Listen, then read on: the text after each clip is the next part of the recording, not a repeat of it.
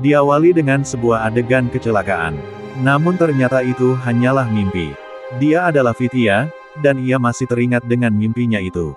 Ibunya kemudian mencoba menenangkan Vidya, dan ia memberitahukan bahwa sebentar lagi akan ada gerhana matahari.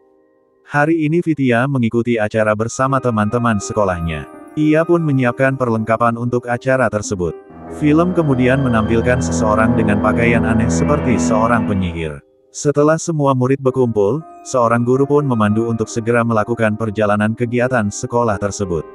Akan tetapi ketika sampai di jembatan gantung, Vidya yang takut akan ketinggian tidak bisa melewatinya, ia pun segera ditarik oleh temannya karena Vidya sepertinya akan pingsan. Mengetahui hal itu, semua murid menertawakannya karena ia ternyata takut akan ketinggian. Menghadapi situasi tersebut, Vidya pun berlari pergi dan tidak mau melanjutkan perjalanan tersebut. Kemudian seorang sahabat Vidya mencoba memberikan semangat agar Vidya bisa menghadapi semua rasa takutnya itu dan melanjutkan perjalanan. Saat itu gerhana matahari pun terjadi dan entah mengapa tiba-tiba terjadi gempa bumi dan teman Vidya itu pun tergelincir dan hampir terjatuh. Vidya segera menolongnya, akan tetapi tebing di belakang Vidya tiba-tiba berlubang, menyedot Vidya ke dalamnya dan menarik Vidya ke zaman kuno. Vidya melihat seorang yang sedang berlatih untuk melamar kekasihnya, namun beberapa prajurit menyerang pria itu sampai terpojok. Vidya yang dari tadi mengintip, tiba-tiba tergelincir dan jatuh di hadapan mereka. Para prajurit pun segera menghampiri dan akan menangkap Vidya, namun ia diselamatkan oleh pria yang ia lihat sebelumnya. Mereka pun langsung dikejar oleh para prajurit, dan ketika mereka sampai di sungai, pria itu mengucapkan beberapa kata, juga menyebut nama Veles dan tiba-tiba muncullah jembatan. Akhirnya mereka pun selamat dari kejaran para prajurit tersebut. Di desa, para warga takut melihat Vidya, karena mereka menganggap Vidya adalah orang asing yang aneh. Akhirnya Vidya pun ditahan oleh warga desa. Sementara itu, sang dukun penyihir menanyakan apakah ada tanda naga di diri Vidya. Dan para prajurit pun menjawab bahwa mereka melihat tanda naga itu. Kembali ke desa, Vidya melihat ponselnya namun tidak ada jaringan. Kemudian seorang gadis bernama Olenka memberi sarapan kepada Vidya dan mereka sempat ngobrol. Olenka mengatakan bahwa saat ini Vidya berada di desa Rimif pada tahun 1120 Masehi, yang artinya Vidya telah kembali ke masa lalu. Vidya pun ditenggelamkan oleh warga desa karena dia adalah orang asing, namun dia terpental keluar yang artinya bahwa Veles, sang penguasa sungai menerima Vidya menjadi keluarga di desa Rimif. Akhirnya mereka pun berkenalan. Pria yang menyelamatkan Vidya bernama Olesko. Kemudian Vidya mulai menceritakan tentang dirinya. Dia mengatakan bahwa dia adalah orang dari masa depan. Vidya pun menunjukkan megafon dan barang-barang lain yang dibawanya, namun mereka semakin kebingungan. Selanjutnya Olesko membawa Vidya ke rumah Bibi Melenka. Sekaligus, ia hendak menemui wanita yang dicintainya. Mereka pun makan bersama dan bersenda gurau. Malam harinya, kepala desa menjelaskan bahwa Vidya bisa kembali ke masanya ketika gerhana matahari total terjadi. Namun, itu membutuhkan ratusan tahun lamanya. Kemudian kepala desa juga mengatakan bahwa lubang dimensi itu bisa dibuka paksa dengan bantuan orang-orang Majus. Namun itu sangat sulit, karena mereka susah untuk ditemukan. Keesokan harinya, Vidya mulai memotret aktivitas warga desa dan bangunan-bangunan di sana. Ia bertanya kepada Olesko bagaimana cara menemukan orang-orang Majus. Olesko pun memberitahu bahwa para Majus tidak mau memberi informasi kecuali dengan lulus tes dari mereka. Tiba-tiba, seorang prajurit penyihir yang dipenjara mengagetkan Vidya, sehingga pin yang diberi ibunya itu terjatuh dan diambil oleh prajurit itu. Vidya pun meminta Olesko untuk mengajarinya bertarung, agar lulus dari tes orang-orang Majus. Olesko pun sepakat dengan imbalan, megafon Vidya akan menjadi miliknya. Ia pun semangat berlatih dan secara perlahan, Vidya mulai menguasai teknik bertarung. Begitu juga dengan Olesko sedikit demi sedikit mempelajari alat-alat modern. Vidya memberitahu bahwa Olesko terkenal di dunianya sebagai kesatria dalam cerita dongeng. Olesko pun senang mendengarnya. Dengan percaya diri, Olesko memanggil Rosangka dengan megafon, dan ia pun dengan bangga menceritakan bahwa dirinya adalah kesatria dongeng di dunia Vidya. Sementara itu, penyihir terus mengawasi mereka dengan burung gagak sebagai mata-mata. Dengan peta yang dibuat oleh Oleska, Fitya pun nekat berangkat menemui orang-orang Majus sendirian. Tiba-tiba ia berjumpa dengan Olenka dan menanyakan suatu tempat yang berada di peta tersebut. Olenka pun bersedia menunjukkan jalannya. Sementara itu Gagak penyihir terus memata-matai mereka. Akhirnya tibalah mereka di sebuah gua. Dan sekali lagi Fitya berhalusinasi. Ia mendengar sebuah suara. Fitya mulai diuji dengan mengungkapkan ketakutan yang dimilikinya. Fitya kemudian menceritakan kejadian kecelakaan bersama keluarganya. Dan dari sanalah ia mulai takut akan ketinggian. Dan bahkan ia sangat menyesal karena tidak berani menolong temannya sendiri yang sedang kesulitan terperosok ke jurang. Suara itu pun menyuruh Fitya untuk menemukan batu perun. Kemudian Fitya pun tersedar dari halusinasinya dan mengajak Olenka untuk segera pergi dari sana. Dengan dipandu oleh Olenka, mereka pergi ke desa Bangau dan mencoba mengikuti arah angin dengan parasut mini yang terjatuh di sungai. Di sana, Fitya pun menyelam dan menemukan batu perun tersebut. Sedangkan burung gagak yang terus memantau mereka akhirnya membawa prajurit untuk menangkap Fitya. Para prajurit pun menyerang desa Bangau dan membakarnya. Kejadian itu pun diketahui oleh penjaga keamanan dari desa Remif dan mereka segera memberikan bantuan. Akhirnya, Fitya dan Olenka pun selamat dari prajurit penyihir itu. Setelah kejadian itu, Fitya dan Olenka pun dimarahi oleh kakaknya.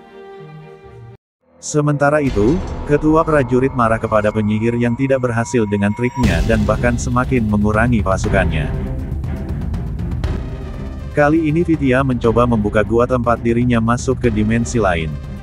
Namun batu perun itu tidak menunjukkan reaksi apa-apa dan mereka pun kembali ke desa. Sesampainya di desa, Fitya melihat kakek tua yang sepertinya melakukan penelitian membuat sayap pesawat.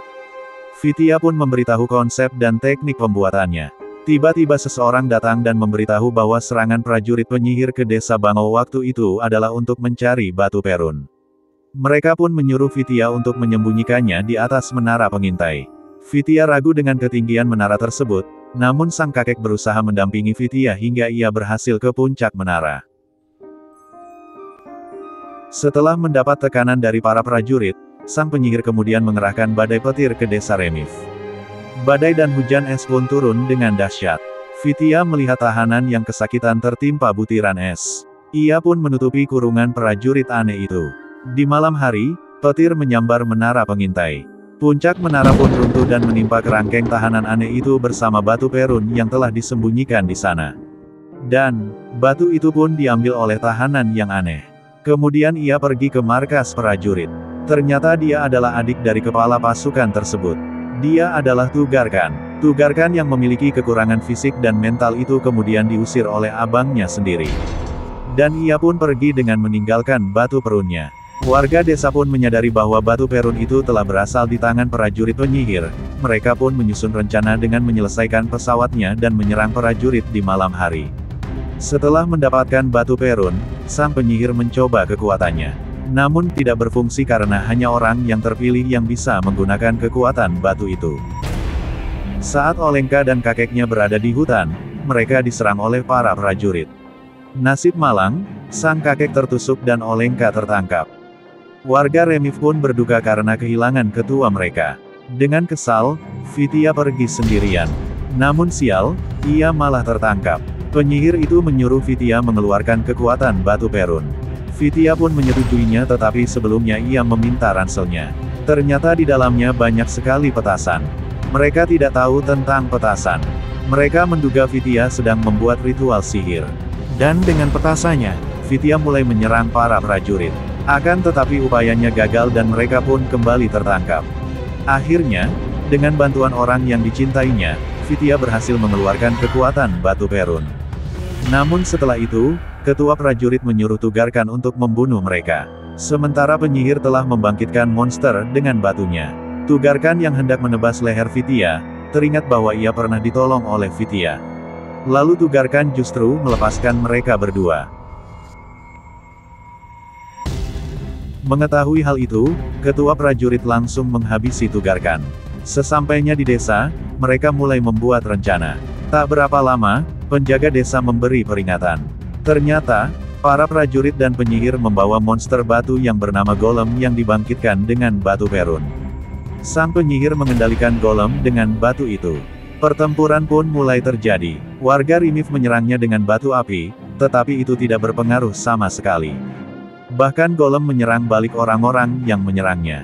Olesko memiliki rencana untuk membawa golem kepada Veles, sungai yang hidup.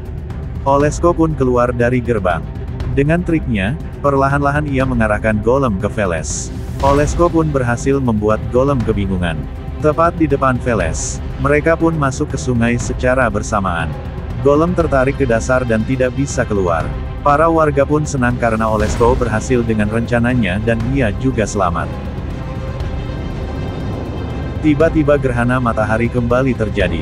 Vitya pun berpamitan kepada Olenka dan ibunya. Kemudian ia langsung menunggangi kuda untuk menuju lubang dimensi tepat dia masuk ke zaman kuno.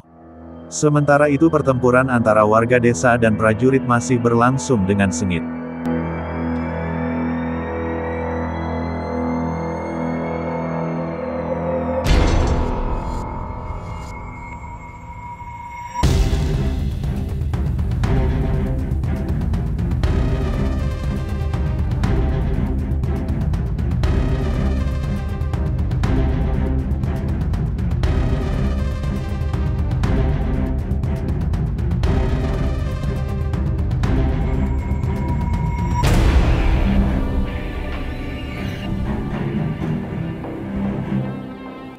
Gerhana pun hendak menghilang, dia diantar oleh Olesko ke lubang dimensi. Dia juga pamit dengan wanita yang ia sukai. Lalu dia masuk ke lubang dan menghilang. Berpindah ke zaman sebelumnya, ternyata sahabatnya Vitya masih bergelantungan di tepi jurang. Vitya pun langsung mencoba menyelamatkan sahabatnya itu sementara teman-teman yang lainnya masih di kejauhan dan menyaksikan kejadian itu. Akhirnya Vitya berhasil menyelamatkan sahabatnya dan semua teman-temannya pun senang dan bersorak. Sejak saat itu, Vitya hanya bisa mengunjungi batu dimensi itu saat dirinya merasa rindu dengan kekasihnya yang berbeda zaman.